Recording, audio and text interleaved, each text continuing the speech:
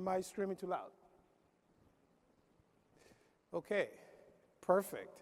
Well, great to be here. This is my third ETS, and I'm honored to be here this morning to do the keynote. And really, I was intrigued when Jason asked me to do this because typically, when you get to give a keynote, there are two things you have to think about. First, the two words in the keynote, one key, second note, which means it should be short if it's a note, and if it's key, it needs to be very important. So I'm going to try to do that this morning. Let me just get into the slide and say a few words about, first, why I chose this theme. Harnessing Hindsight, Insight, and Foresight, Shaping Global Energy Futures. And the theme for the day of this conference this week is ethos. And how this fits into this whole concept of ethos is something I will get to as we go through the presentation.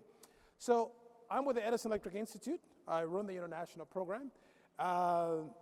Most of you here know EEI as one of the leading associations in the US, but what most of you may not know is that EEI also has a very robust international program with over 70 international companies who are members from across the globe, with operations in about 90 countries. So what I'm going to be talking about today in this keynote, some of the new ideas I have been actually influenced by the opportunity of traveling around the world and meeting leaders from different countries, different backgrounds, different, just different views of the world, and putting that all together. So to begin with, hindsight, insight, and foresight is basically about three words. It's about the present or now, the past, and the future. And why are those three words important? So let me just start, because it's a very early morning, and I can see the audience, you all look very, very energized. No, you don't. But just to get you energized, how many people woke up this morning, be a little honest, and thought about 5 years from now? Who did? Who thought about 5 years from now? Two people. Okay, who thought about tomorrow? Great. So how many people thought about 10 years ago? One, two, that's good. How many people thought about yesterday? Okay, so the reason why these questions are important is when we think about the future, when we think about trying to understand why we want to harness forecast, hindsight, insight, and foresight, is because oftentimes where we are is just preparing us for what's coming forward, but we spend very little time looking backwards in terms of understanding how we got here in the first place. And I think it's very important as we think about the global energy system as is evolving in the context of ethos that Jason talked about, we have to look at these things from these three words in terms of what's happening now, where we want to go to, and how do we look back, why we need to look back as well as looking forward. And it's interesting because when you think about the future, here's a quote from Roger Spitz. Roger's a good friend, just did a very fantastic book. I'm going to cite a few pages from the book here today as well. And in his book, Disrupt with Impact, Roger says, the future does not exist today, so we have the opportunity to imagine it, to shape it, and to determine how we navigate towards the future. So we hear a lot about the future, but the question is, what is that future going to look like, and what determines that future? And the idea about the future is actually in your imagination. So how many people sitting here today would have imagined that they would be sitting here 10 years ago? Who could have imagined that you would be sitting here 10 years ago and having a conversation that you're having today? It's all about your imagination. So the challenge about the future, and when we talk about global energy systems, and I see this when I travel around the world, every country has its own pathway. Everyone in this room has their own perspective of the future. So there is no one-size-fits-all to get into the future. So there's not one single energy future, hence why I call my talk Harnessing Foresight, Hindsight, Insight for Shaping Global Energy Futures. Because not one single future, there are multiple futures. The question is, how do those different futures interact? Because they're interdependent. If you ask your neighbor right now, what do they envision about the future of the world? They will give you one idea that might be different from yours. The same thing if you ask about the energy system might be different from the world. But they're all interconnected. So there's no isolated future. The futures are interdependent, they're interconnected, The challenge we have is how do we try to imagine the future that's in front of us? How do we try to think about what it's going to look like when we think about what the future is going to look like? And so Alan Kay says that the best way to predict your future is to create it. Right? So how many people here are thinking about their future in the year 2050? Who's thinking about the year 2050? If your hands are not going up, it's telling me you don't expect to be here in the year 2050. But actually, you should still think about it even if you're not here, because your legacy will be here even after you're gone. So your future doesn't end when you die, which is what most people don't understand. In fact, your future continues for generations after you've left the planet. So don't think about your future in terms of just when you're on this planet. It's about how do you want to create that future, and the future is everything about your legacy. So the thing about the future is there are certain things that I think we should keep in mind. One of the things that is certain about the future is that it is uncertain. And that's key. No matter what anyone tells you, they don't know tomorrow. Now, if you go way out in the future, it becomes even more uncertain. So the future is uncertain. That's one thing we have to agree with. It's also nonlinear. I mean, going from point A to point B may seem linear when you look at the final result. When you look back in history, you think, oh, it was a straight path. But it's not a straight path. So there's a lot of opportunities that will pop up. It's unpredictable. So when people tell you I can predict the stock market, well,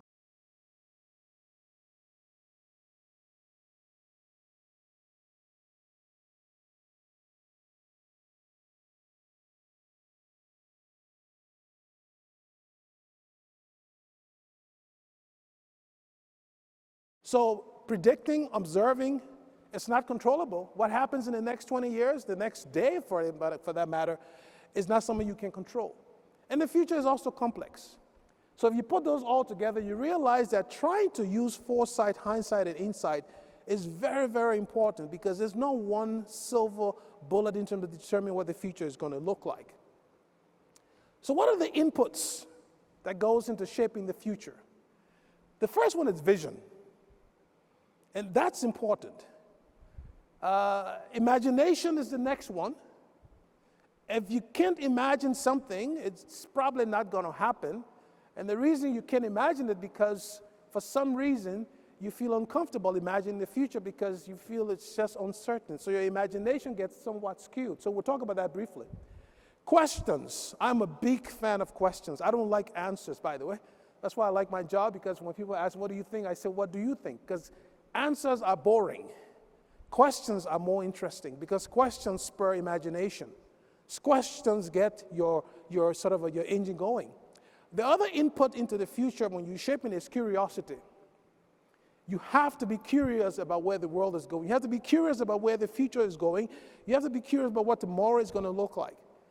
And then the last input, I'm sure there are many others who would probably say the list could be long, but these are the 5 I think are more important. The other one is what I call the assumptions.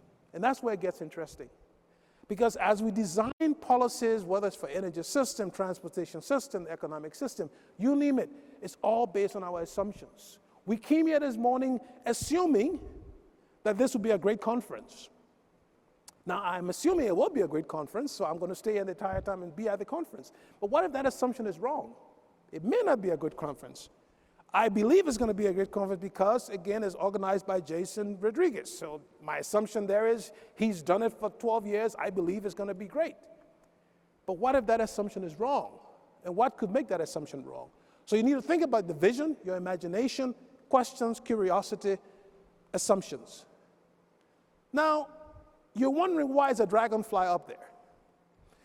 Nature teaches us a lot of things. And one of the things nature teaches us is that we humans have a lot of limitations. And one of the limitations we have as humans is that our visions are kind of construed or constrained.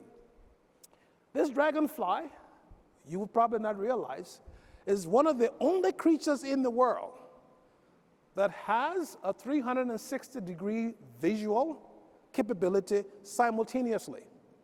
So a dragonfly can look forward, look to the left, look to the right, look behind at the same time. How many people here have caught a dragonfly? Let me see. Hands, who ever caught a dragonfly? Okay, well, those of you who haven't, it's not easy to catch a dragonfly because it can see you before you even think of it. It can even look behind. Now, imagine if we humans had the ability of dragonflies to be able to simultaneously look forward, look backwards, look to the right, look to the left. We'll probably have a problem-free world because we'll anticipate what's going to happen and solve the problem and anticipate the solution. So in terms of visioning, we need to think about what are we looking at? How are we using our sort of a vision to be able to think about the world in terms of how things are going? Are we looking backwards enough? Are we looking forward enough? Or are we just stuck in the current present when we think about energy systems in terms of how it evolves? So how do we tell this story? Now, many of you here have used microscopes and you've used telescopes. How many here have used a sight scope? Let me see hands of who's used a sight scope. No one uses a sight scope. Well, no one has because it doesn't exist.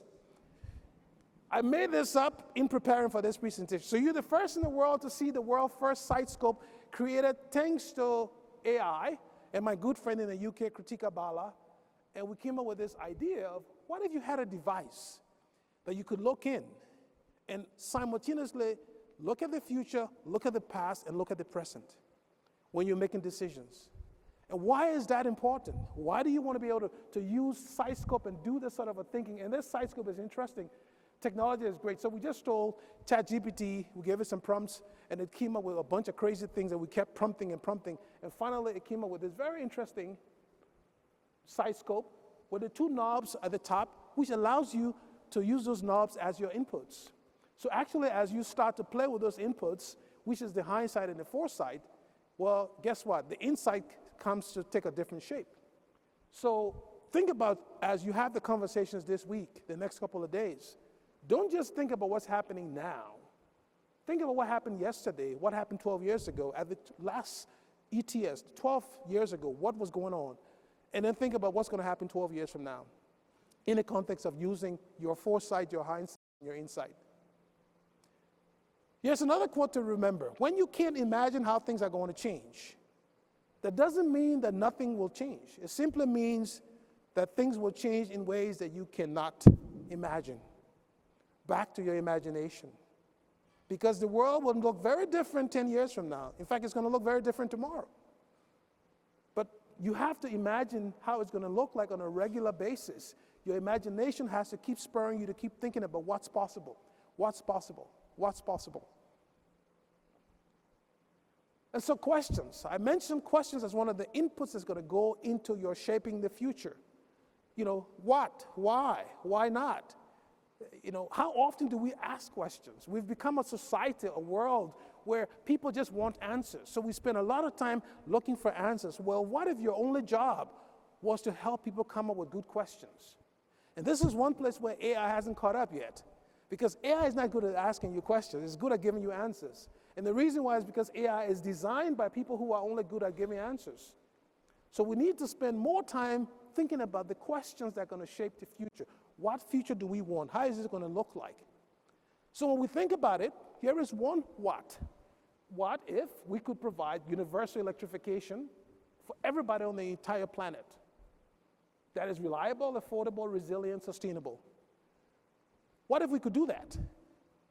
And if you look at the world today, by the year 2050, we'll be 10 billion people in the world. So you talk about the ethos of this conference. Well, don't look at the ethos of this conference just from what's happening in San Antonio or where you're from. Put your vision of the future in a broader context, because you will be one of 10 billion people who will have to have electricity 24/7 that is reliable and affordable. So how do you do it? How do you do it with all the other constraints you have to take into consideration? We talked again, one of the factors with the future is uncertainty and complexity. Well, there's what I call the economics of uncertainty and predictability.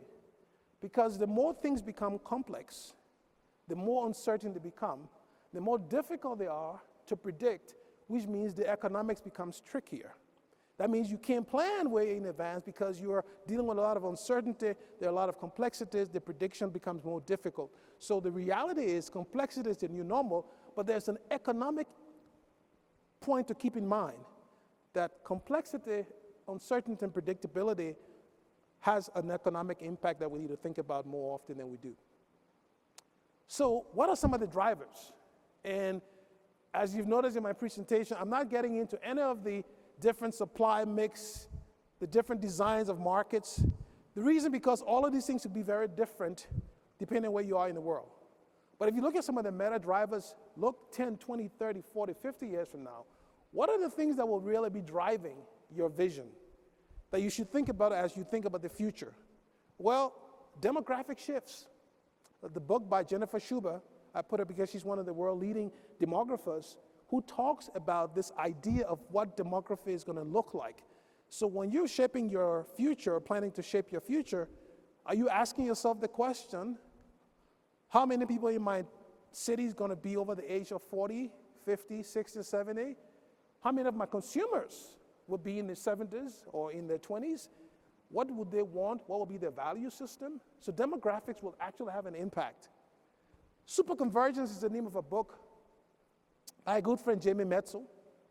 The book is about the convergence of AI, biotech, and genetics.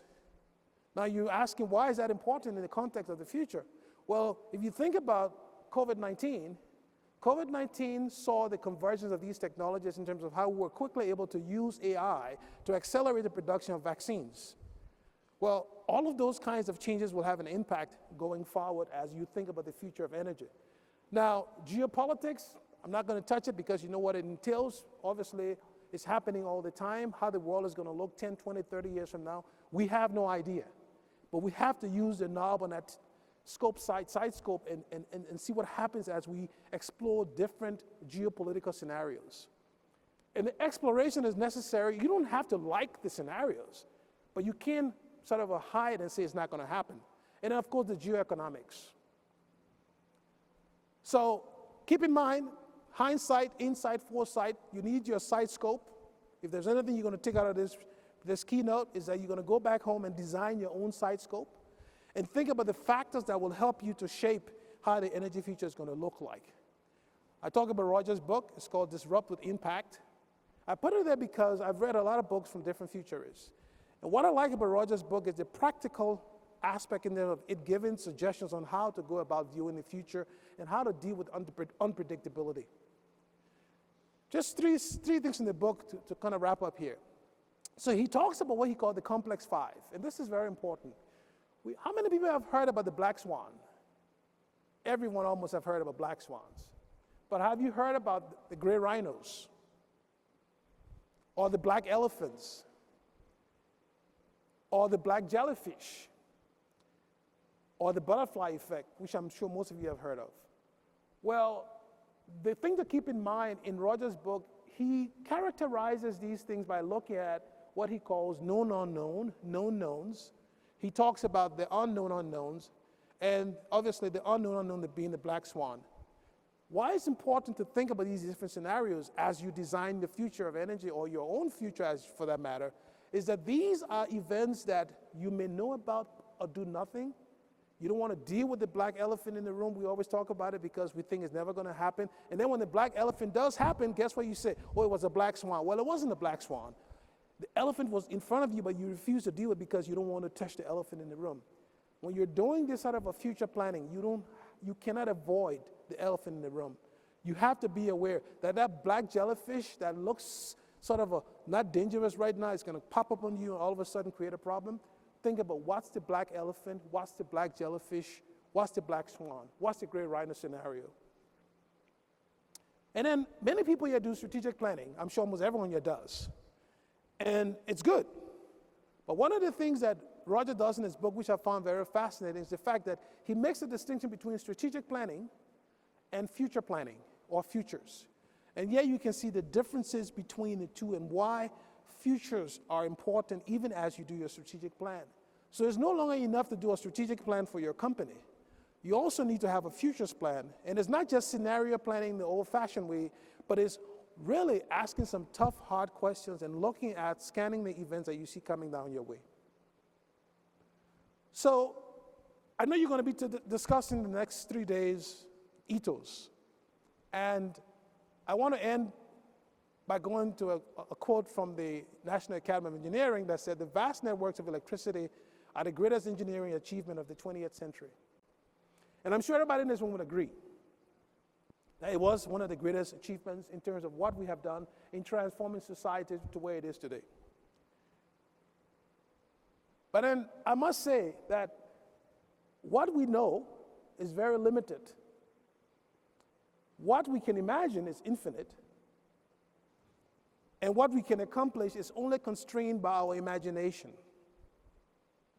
And so the question then to ask is, what will be the greatest engineering achievement of the 21st century? So that 100 years from now, when people stand on a stage like this, and they said they came to ETS, those folks at ETS25, their imagination was so little that they only imagined a world that was very incremental. Or will they say that we in this room had bold, explosive imagination that we even today think is impossible, but in 100 years from now will be possible? So let me end by asking you to spend more time using your scope sight or your sight scope, thinking about the past just as much as you think about the future as you design and try to solve problems for today. With that, I'll say thank you, Jason, and thanks for having me. Thank you.